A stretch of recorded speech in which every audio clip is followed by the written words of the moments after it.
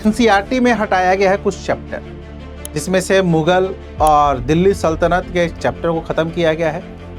इसके पहले में भी जो आपको देखेगा कुछ सुधार किया गया, उसमें दिल्ली सल्तनत के बहुत चीज़ों को हटाया गया था। इस बार लगभग शायद पूरा ही हटाया गया है।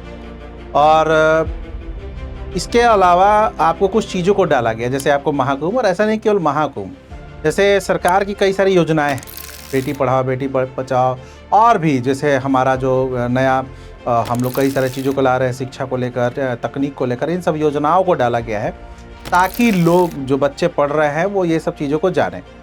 अब इसमें एक विवाद आ गया कि भाई मुगल को ही क्यों टारगेट किया गया। ऐसा नहीं, बहुत सारे चैप्टर को हटाया गया। मैंने लास्ट टाइम भी बताया था कि और भी कई सारे ऐसे चैप्टर्स हैं जो कि हटाया गया, केवल उसका संबंध मुगल और दिल्ली सल्तनत नहीं है।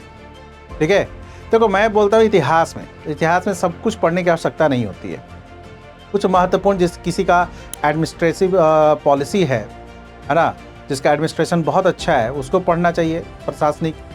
जिसका कुछ आर्थिक नीति बहुत अच्छा है वो पढ़ना चाहिए कि ये कैसे काम करते थे, इससे सीख लेनी चाहिए। कुछ महत्वपूर्ण युद्ध है उसको पढ़ना चाहिए जिसने काफ़ी आपको महत्वपूर्ण भूमिका निभाई, जैसे तराइन है, पानीपत है। तो ये सब चीज़ों को पढ़ना चाहिए। बाकी कौन किसका पुत्र था, क्या था, इसमें बहुत एक बेसिक जानकारी चाहिए, लेकिन इतना डिटेल्स चीज़ें थी ना जिसकी कुछ ज़रूरत नहीं थी, तो इसीलिए शायद हटाया गया। अब ये डिसीजन आपको सरकार की तरफ से है, केंद्र सरकार की तरफ से है। हालांकि बहुत सारी चीज़ें इसमें से कही जा रही हैं, अब देखो क्या है।